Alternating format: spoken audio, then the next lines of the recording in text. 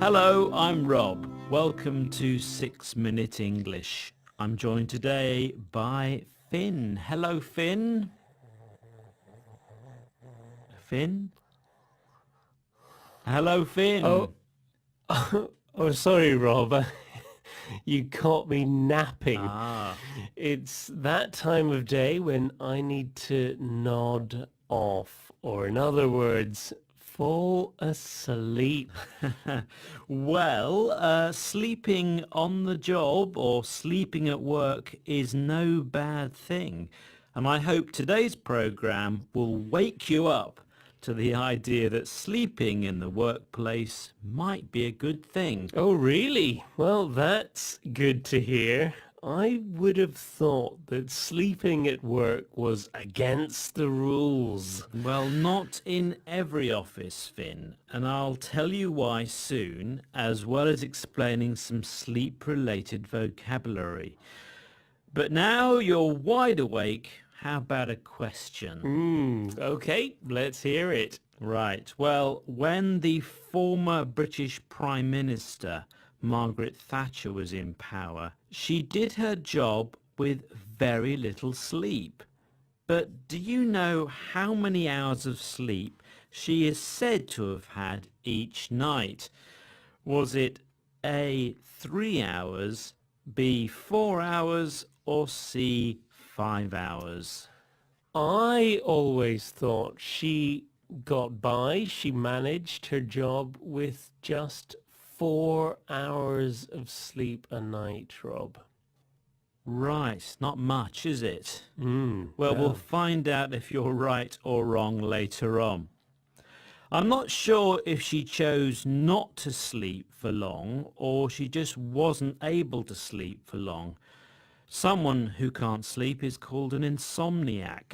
And I'm certainly not an insomniac. I enjoy sleeping all night and some of the day too.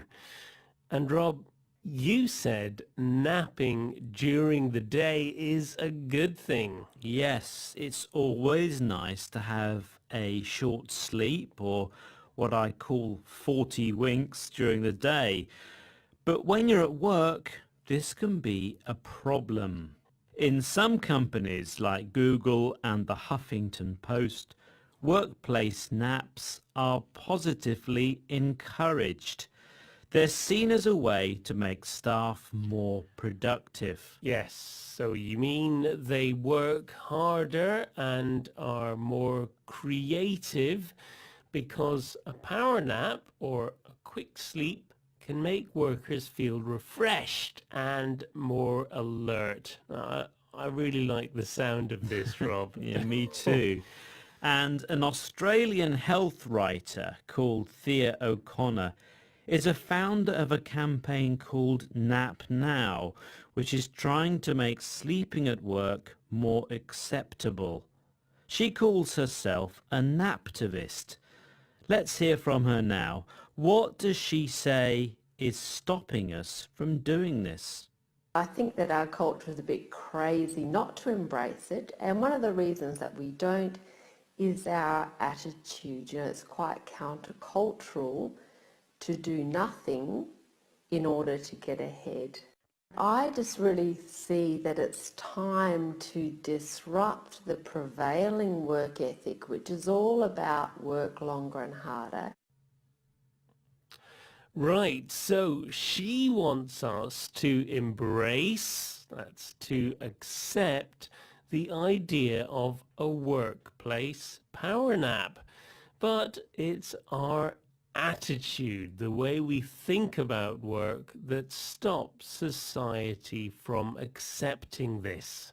Yes, she explains that it's countercultural, so going against the normal way of thinking, to actually do nothing and have a snooze. That's why she's trying to change or to disrupt our current work ethic of working longer and harder. She believes this doesn't necessarily bring better results. But Rob, is this idea just a fad, something that's popular for a short while?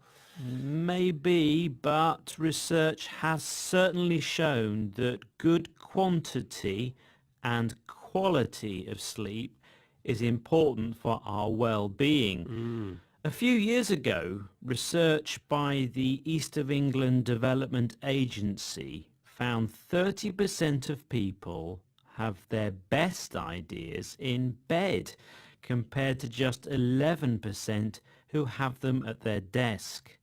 It called for companies to install beds in the workplace. Right. Well, there aren't any in our office that I can see yet, No, Rob. no.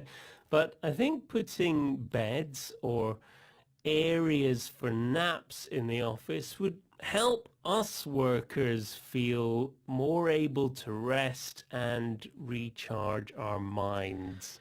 Yes, but an alternative idea would be to change our working hours. The UK's Sleep Council claims the 9 to 5 work culture doesn't fit into the natural sleeping pattern of the human race, and bosses need to introduce a more sleep-friendly working day. Ooh, yes, that sounds like a siesta to me. It's a short period of sleep in the middle of the day that people in warm places like Spain often have. Well, my problem with a siesta is that if I have a sleep in the afternoon, I'd never wake up. Never at all. No. Well, before you nod off now, Rob, could you please tell me the answer to today's question? Yes, I asked you if you knew how many hours of sleep the former British Prime Minister Margaret Thatcher is said to have had each night.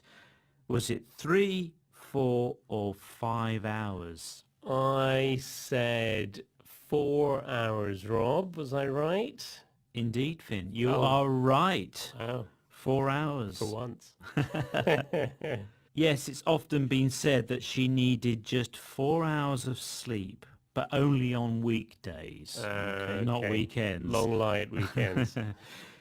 Well, before you have another power nap, could you remind us of some of the vocabulary that we've heard today? Of course, we heard napping, nod off, sleeping on the job, insomniac, 40 winks, power nap, naptivist, attitude, countercultural, work ethic, well-being, 9 to 5, siesta.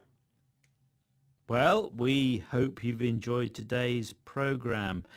Please join us again soon for another 6-Minute English from BBC Learning English. Bye-bye. Back to sleep.